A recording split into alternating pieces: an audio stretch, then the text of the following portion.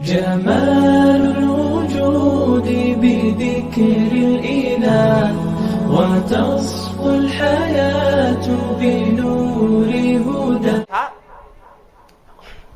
کہ جنت حضرت جبرائیل امین علیہ الصلوۃ والسلام حضور نے فرمایا دیکھیے، اور حضور نے فرمایا توجہ میری طرف رہے، وہ نماز پڑھ رہے ہیں، آپ لوگ کیوں پریشان ہو گئے ہیں؟ وہ نماز پڑھ رہے ہیں، وہ بم تھوڑا مار رہے ہیں آپ لوگوں نے.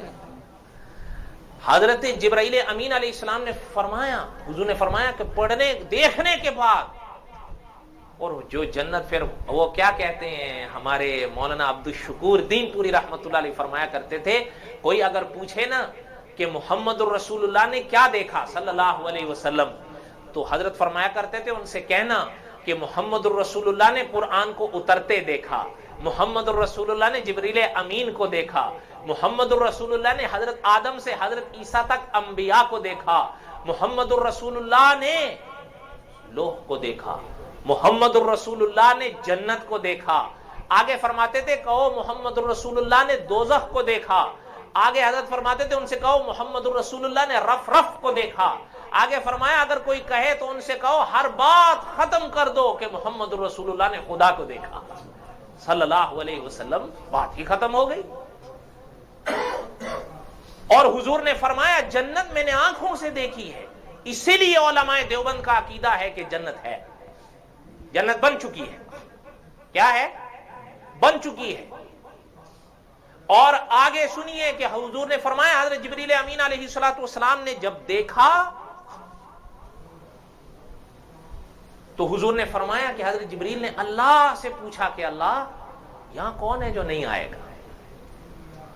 یہ حال تھا. اور کیسے نہ ہو کہ حضور نے تو فرمایا کہ جب ٹیلے دیکھیں، کبھی آپ ٹیلا سمجھتے ہیں؟ ٹیلا ریت کے ٹیلے ہوتے ہیں. حضور نے فرمایا جنت میں جو ٹیلے ہوں گے نا وہ مشک کے ہوں گے، اور جب جنت کی ہوا چلے گی تو حضور نے فرمایا اس سے خوشبو بہرے گی، اور وہ خوشبو جو جنت سے اٹھے گی، حضور نے فرمایا اگر ایک شخص 500 سال جنت سے دور ہو تب بھی وہ خوشبو پہنچے گی. یہ ہے جنت. تو فرمایا کہ اللہ یہاں کون نہیں آئے گا. حضور نے فرمایا کہ اللہ نے جبریل امین کو فرمایا کہ اب پلٹ کے دیکھو. کیا کرو؟ اب پلٹ کے دیکھو. اب حضور نے فرمایا کہ جنت کے ارد گرد اللہ نے احکامات کی باڑ لگا دی. باڑ سمجھتے ہیں آپ؟ باڑ سمجھتے ہیں نا آپ؟ جیسے کانٹوں کی باڑ ہوتی ہے. اگر ان کے گھر جائیں یہ کانٹے باہر بچھا دیں تو کیسے جائیں گے؟ وہ کانٹوں کی باڑ ہٹے گی یا ہٹائیں گے تو اندر جائیں گے نا. فرمایا کانٹوں کی باڑ جس طرح ہوتی ہے اس طرح احکامات سے لبریز دائرہ بن گیا کہ جو شخص یہ عمل کرے گا اس کے بعد ہی جنت جائے گا. اس لیے علماء فرماتے ہیں بادشاہوں کے محلات میں جانا مشکل ہے اور جنت یہ خدا کا محل ہے. قصہ خیر مختصر کریں. فرمایا کہ اللہ میاں اس میں کون نہیں ہے؟ فرمایا اب دیکھو. اب جب دیکھا یہ گھرا ہوا، یہ گھری ہوئی ہے جنت. فرمایا اللہ میاں اب کون آئے گا؟ اب فرمایا اللہ میاں اب کون آئے گا؟ اس لیے کہ بہرحال احکامات مشکل تو ہوتے ہیں نا. ہوتے ہیں یا نہیں ہوتے؟ میرے حال میں اس کا تجربہ آپ اور مجھ کو سب سے زیادہ کس کو نہیں ہوگا؟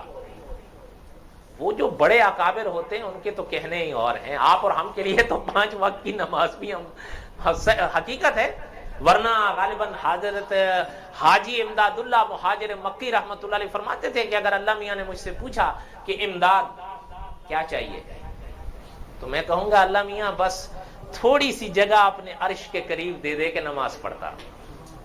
اس لیے علماء فرماتے ہیں اہل اللہ کو تو نماز میں اتنا لطف ملتا ہے کہ وہ جنت کی وادیاں بھول جاتے ہیں. آپ اور ہم تو بہرحال اور لوگ ہوتے ہیں کہ اس لیے ہم ان کے مقابلے تو نہیں کر سکتے، بہرحال کوشش تو کر سکتے ہیں. فرمایا اللہ میاں اب کون آئے گا؟ حضور نے فرمایا کہ اللہ نے فرمایا جبریل ذرا نیچے بھی ہو آؤ. دار البوار دوزخ جب وہ نیچے آئے اب تشریح کا موقع نہیں ہے. حضور نے فرمایا جب حضرت جبرائیل امین نے دوزخ کو دیکھا، یہ یاد رکھیے گا، یہ آگے حدیث آ رہی ہے، ابھی تو اس کا موقع نہیں ہے، لیکن اس کی کبھی آپ گہرائی کو سمجھیے کہ فرمایا ایک شخص ہوگا، یہ دنیا کے بادشاہ تو ابھی یہاں دن دنا رہے ہیں نا، وہاں دیکھنا.